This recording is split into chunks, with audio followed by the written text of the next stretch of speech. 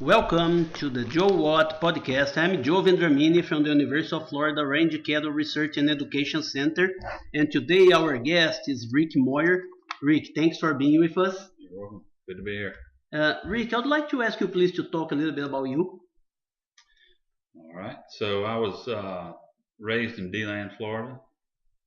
Went to Daytona Beach Community College and went to the University of Florida. Graduated in 1992. And from there I went to Deseret and worked there for about 4 years. Was a foreman of one of their units down in Kenansville. And then I met a girl, came up here and got married, and started my life here. When I first came up here, there's not very many large ranches up here, and I love the atmosphere at Deseret,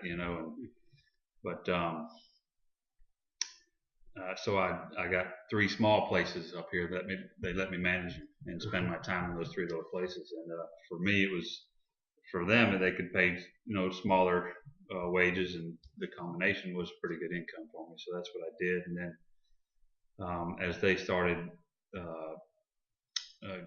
one of my employers died, another one got out of the business, and then Frank Stronach bought a couple of pieces of property where I'd worked on, and I developed a relationship with the manager of this place at the time. Whenever he didn't know much about the area when he came here, and he'd ask me things and ask me to help him. If somebody else's cows got on this property, I'd get them off for him or whatever, bale some hay for him, or just help him out in the jam or something. And then he asked me, Frank decided he wanted to start running cattle with his horses, thoroughbred horses, and which at the time wasn't. Most people still don't do that, even back then or now. But and asked me if I was interested in coming to work for him. And at the time, the place was about 5,000 acres, and he had 1,000 thoroughbreds on this place, and he wanted to put as many cattle as he could and run them with the horses with everything else we were doing. And at the time, we were baling about 120,000 square bales of bedding to bed those horses off this place, running 1,000 horses. And so I had to figure out how many cows we could hold doing all that, taking all that grass away for hay. So it turned out to be about 350 head that we could run with the horses, and that's where I thought it was going to stop for me. That's what we were going to do. And I managed the maintenance operation here as well at the time, and figured horses would just be the key business. And then in about 2010, when Frank decided to get into the cattle business a little bigger, and he figured he wanted to do a grass-fed operation and pasture to plate. And working here, things just developed. I mean, I don't think he originally had a plan to build a slaughter facility. I don't think he originally had a plan to build his own restaurants and stores and put his own meat in there. Things just developed. So in 2010, he started buying land, and now we're up to about 98,000 acres, mostly timberland, and we've cut the timber and developed it into pasture. Now we're not complete. We've got about a little over 20,000 acres of pasture. We figure about 35 to 40% of our property we won't be able to develop. It's kind of swampy, or it's got bay heads or whatever. And we leave some land for the wildlife as well. So when it's all said and done, we figure we'll have about 60% of our land will be usable for cattle. So then we've just started filling it up with cattle. So right now we're at about 3,500 mama cows, and we've got about 3,500 calves at any stage of their life from being born. They're being born right now to being harvested, and everything in between. So that's kind of where we're at and how it's developed in short. Yeah. And Rick, having the grass-fed operation is something that is kind of unique here in Florida. It's not something that everybody does, or even people don't know how to do it, right? It's a learning process because there is no recipe for that thing. So, with keeping those animals, and you have to go through from birth to slaughter. So, on the genetics standpoint, how were the changes that you have been making in order to have a better product? Well, so first thing I want to say, we're always changing because this isn't. I don't think anybody's got it figured out, especially here in Florida. Mhm. So when we first decided to do this, I had 30 or 40 different people telling me what we needed to do, and everybody had a different suggestion. So, I was afraid that we would have to change everything, and I started that process of getting smaller framed animals, and that was the common theme with everybody. Says you need a smaller animal, smaller animal, smaller animal. And prior to this, we tried, when we selected bulls and cattle, we tried to keep it moderate anyway. We do have some larger cattle that we probably need to weed out. I mean, we'll always have some you have to weed out, but all in all, we were pretty moderate. So I bought some smaller bulls and started transitioning, making it, and getting those smaller animals. And when we started killing those calves, they're too small. Too small. One of the biggest challenges is we've got to have a cow-calf herd. What we have to call our stocker operation, that's our grass-fed operation, and we've got to satisfy that meat plant that we have.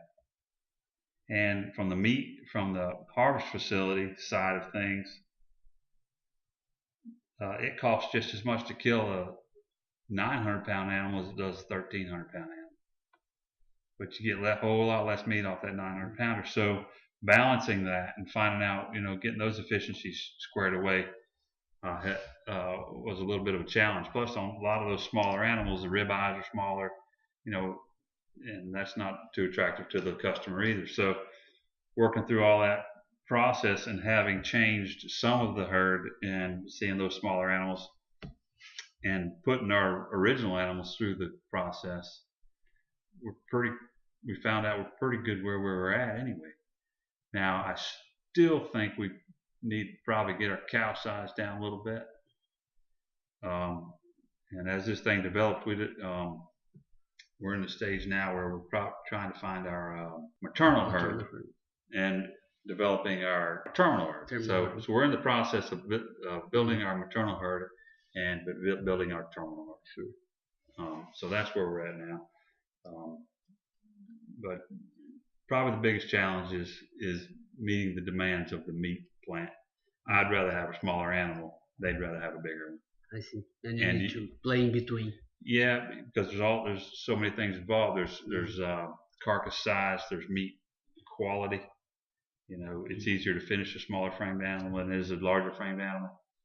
So even a moderate framed animal. So and then you got to balance tenderness, marbling, when you're selecting your bulls. And I'm not a guy that wants to go select for a single trait. If I'm going to move up in the carcass, I'm going to move it up across the board. I'm not going to go with just marbling.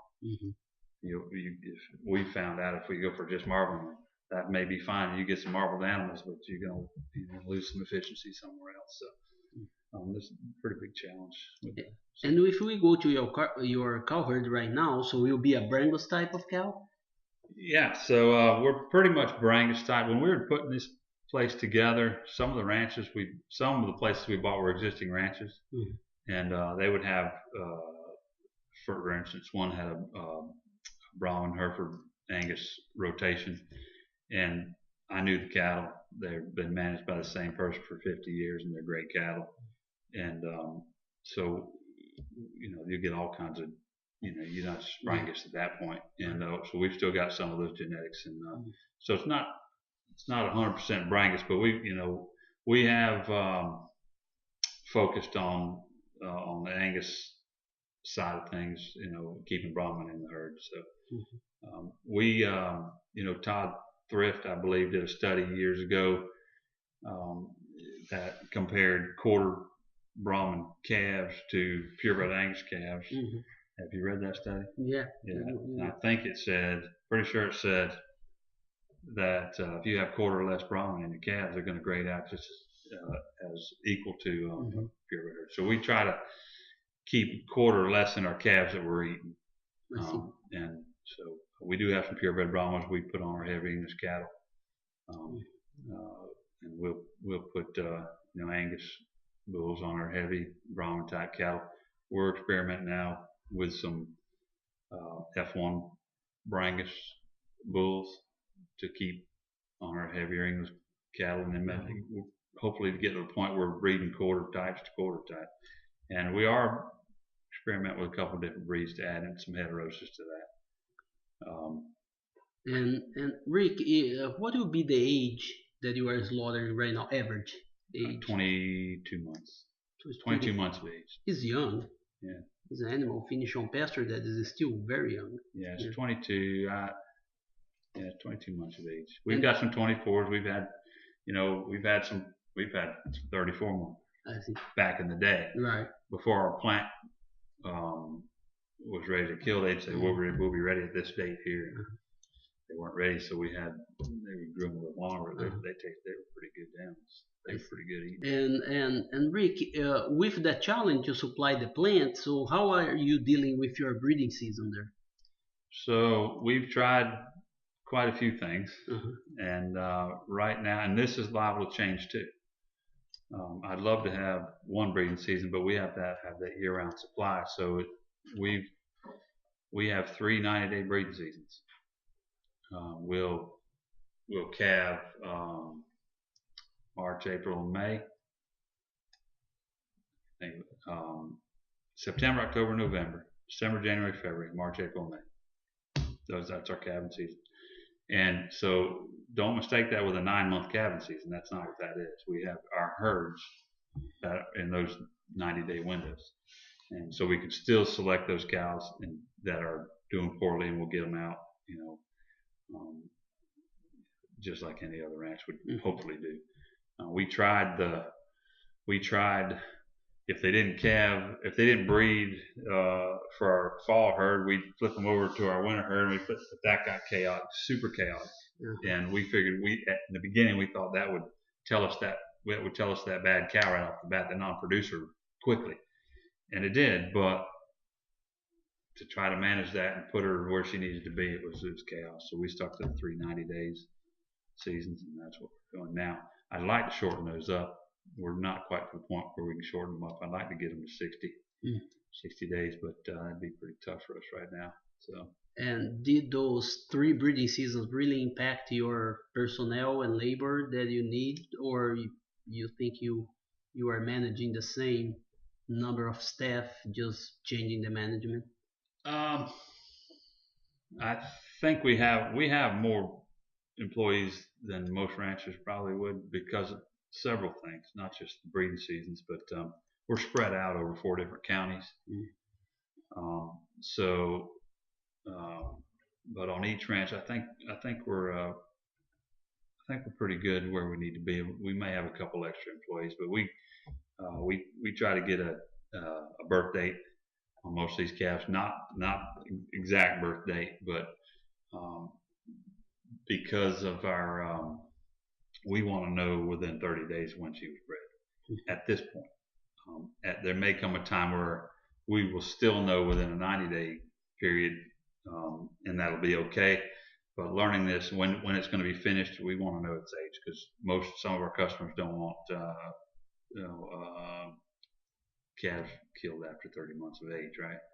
So we want to make sure that we provide that, and we're getting better at it. I think so. Tagging those calves every 30 days adds a little extra labor, and we're non-GMO, we're GAP 4 rated, we're age of source verified. There's a couple more in there, but we're on a lot of different programs, and trying to keep up with that, we've got to have a couple extra employees just to help do that. So I understand. So, Rick, we are going towards the end of our conversation here. I'll ask you three quick questions here. If you have to select like two forage species for your operation here, which one will be? Just two forage species. Well, if I could, well, I'd love perennial peanut. Uh-huh. Pretty expensive to do. Uh-huh. And alfalfa. But we can't grow alfalfa, Right. right? So, I mean, are you wanting what we can actually do here? Or we have actually planted some perennial peanut, by the way. But so my two favorite, I love perennial peanut.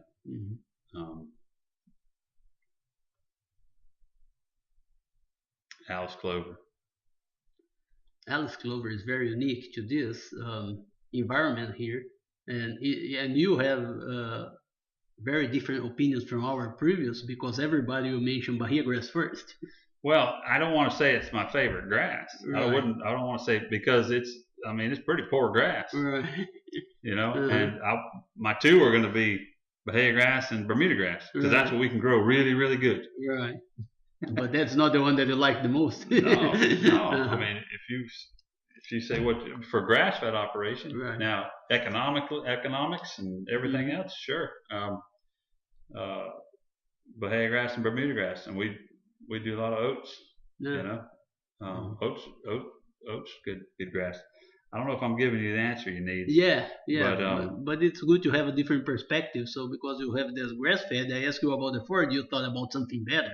Not what you have on a daily basis, but you thought about peanut because it may fit really well what you do, right? Yeah. Well, we're going to economically, it's hard to plant perennial peanut for any producer out there to plant perennial peanut to go in their business to feed their cattle, other than just sell it for hay.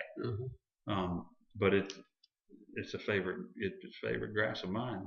But so, and if you have to switch now to two cattle breeds. Two breeds that you like it.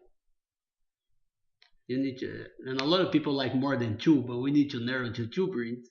Well, I love the Brahman breed, and I'm just going to have to say Brahman Angus at this point. Yeah. But we're experimenting a little bit with some Red Angus too. I'm hoping they turn out. Okay. And Rick, when you are not working, what are the things that you like to do as a hobby? I love to hunt. Hunt and spend time with my family. That's a pretty good one. So Rick, I'd like to thank you very much for participating in the podcast, and I am Joao Vendramini. Joe what?